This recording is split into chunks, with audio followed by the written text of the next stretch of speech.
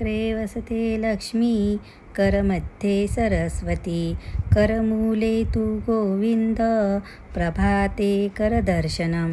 ह्या मंत्राचा अर्थ असा होतो की माझ्या हाताच्या बोटांवर लक्ष्मी देवी आहे व हाताच्या मध्यभागी सरस्वती जी ज्ञानाची देवी आहे आणि हाताच्या मुळाशी गोविंद म्हणजे भगवान विष्णू राहतात. सकाळी उठल्या उठल्या आपल्या सर्वप्रथम हात समोर घेऊन त्यामध्ये हातांकडे बघून हा मंत्र बोलायचा आहे आणि नंतर पूर्ण आपल्या शरीरावर ते हात फिरवायचे आहेत, जेणेकरून आपल्या मन एकदम प्रसन्न होईल, आपले आरोग्य चांगले राहील. आणि सकाळी उठल्या उठल्या मी सर्वप्रथम मस्त असं गरम पाणी पियाली आहे आणि इथे सकाळची आपली रुटीन चालू आहे ती म्हणजे स्किन केअरची. सर्वप्रथम मॉइश्चरायझर, परत सनस्क्रीन लावून घेतलं आणि केस धुतली होती. आज रविवार असल्यामुळे केस एकदम स्वच्छ केली आणि ती बघा आता माझी स्ट्रेटनिंग गेली आहे केसाची पूर्ण. आता ते परत कर्ली होत चाललेत केस. तर बघूया आता किती डॅमेज होत आहेत ती, कारण की खूप गळायला लागलेत केस माझी आत्ताच. तर त्याच्यानंतर मी सकाळी सकाळी आज देवाची पूजा केली आहे. रोज 10-10:30 वाजतात माझ्या पूजेला, पण आज रविवार असल्यामुळे सगळ्या गोष्टी आरामात चालल्यात आज माझ्या. आणि आज काय सकाळी सकाळी टिफिन नसतात रविवारचे, त्यामुळे फक्त नाश्ता वगैरे करायचा असतो. आणि आता मार्गशीर्ष संपल्यामुळे आमच्या घरी नॉनव्हेजचाच वार आहे आज. आणि सर्वप्रथम आपले जे महाराज आहेत छत्रपती शिवाजी महाराज, त्यांचं दर्शन घेतलं, त्यांना अगरबत्ती वगैरे ओवाळून घेतली आणि इथे चालू झाली ते म्हणजे माझी दुपारची धावपळ जेवणाची. तर इथे मी घेतला आहे कांदा. तर आता ना कांद्यांना बघा असं ना काळे काळे खूप कांदे असतात, त्याच्यावर आहे ना ते एक प्रकारची बुरशीच असते ही. त्यामुळे प्लीज ते कांदे ना तुम्ही असेच घेऊ नका, कधी पण पुसून घ्या किंवा धुवून घ्या. शक्यतो करून असे धुवूनच घ्या कांदे, म्हणजे सगळं ती बुरशी निघून जाते. नाहीतर ते तुम्ही तसेच कापले ना तर बघा किती घाण पाणी झाले. ही सगळी बुरशी असते, त्यात तर ते जंतू असतात बारीक, आपल्याला दिसून येत नाही. तर तुम्ही असे स्वच्छ कांदे बघा किती छान वाटत आहेत.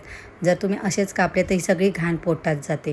आणि मी आता इथे घेतले ते म्हणजे वाटपची तयारी करायला, कारण की आज आमच्या घरी आहे ते म्हणजे चिकनचा बेत आहे आज आमच्या घरी. आणि मला रोजसाठीच पण सुकं वाटप करायचं होतं आणि चिकनसाठी पण करायचं होतं, त्यामुळे मी एवढा असा कांदा कापला आहे. तर करूया आता वाटपाची तयारी. आणि मला आलं लसणाची पेस्ट पण करायची होती, पण तुम्ही लक्ष ठेवायचं वाटप कधी पण तुम्हाला 4-5 दिवसाचं पाहिजे असेल तर त्याच्यामध्ये अजिबात पाणी नाही टाकायचं आहे वाटताना मिक्सरला, फक्त सुक्कंच वाटायचं आहे. आलं लसणाचं पण तसंच असतं. आलं लसणाची पेस्ट जर तुम्हाला 4-5 दिवस टिकवायची असेल तर त्याच्यात जरा पण पाणी नाही टाकायचं आहे. माझी ही पेस्ट मी थोडीच केली आहे 2-3 दिवसाची, त्यामुळे कोथिंबीर टाकली आहे मी. कोथिंबीरमध्ये पण पाणी असतं, त्यामुळे जर तुम्हाला 4-5 दिवस टिकवायची असेल आलं लसणाची पेस्ट तर त्यात पाणी टाकू नका अजिबात, आणि कोथिंबीर पण नका टाकू. 2-3 दिवस टिकवायची असेल तर कोथिंबीर टाका, काय लगेच संपून जाते ती. आणि इथे मी ना सुकं खोबरं घेतलं आहे आणि ही कांद्याची पेस्ट आहे. मस्त कांदा भाजून वगैरे घेतला आहे आणि हे फक्त सुकं वाटप आहे, म्हणजे जे आपल्याला 4-5 दिवस टिकेल असं रोजसाठी. तर ते मी हे करून घेतले सगळं मिक्स, आणि त्याच्यात तुम्ही थोडं मीठ पण टाकू शकता, म्हणजे 4-5 दिवस तरी ते वाटप टिकेल छान. आणि हे वेगळंच ठेवायचं आहे वाटप, जेणेकरून ते चांगलं राहील. म्हणजे फ्रीजमध्ये वेगळं एकदम सीलपॅक डब्यात ठेवायचं आहे. याच्यात पाण्याचा एक थेंब पण नाही टाकला मी वाटताना, ही पेस्ट करताना. तर इथे घेतले ते म्हणजे चिकनसाठी लागणार आपलं वाटप. त्यात धने घेतलेत, परत काळी मिरी, लवंग, परत ते दालचिनी असते ना लाकडाची बघा काड्या असतात त्या घेतल्यात.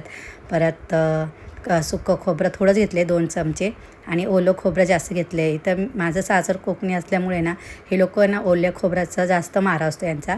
तसं आपल्या इकडे पुण्याकडे कसं जास्त करून सुकं खोबरं असतं. तर ही बघा पेस्ट अशी छान झाली. याच्यात पण मी थोडी कोथिंबीर टाकलेली, त्यामुळे हिरवा कलर आला मस्त. आणि त्यात थोडं पाणी टाकलेलं मी वाटताना, कारण की ते आपल्याला चिकन बनवायचं होतं. आणि ह्या अशा प्रकारे मी मस्त आलं लसणाची पेस्ट आणि वाटप केले बघा. आणि ह्या अशा बॉक्समध्ये ठेवते मी. हे काचेचे कंटेनर आहेत, हे डीमार्टमध्ये वगैरे भेटून जातील तुम्हाला.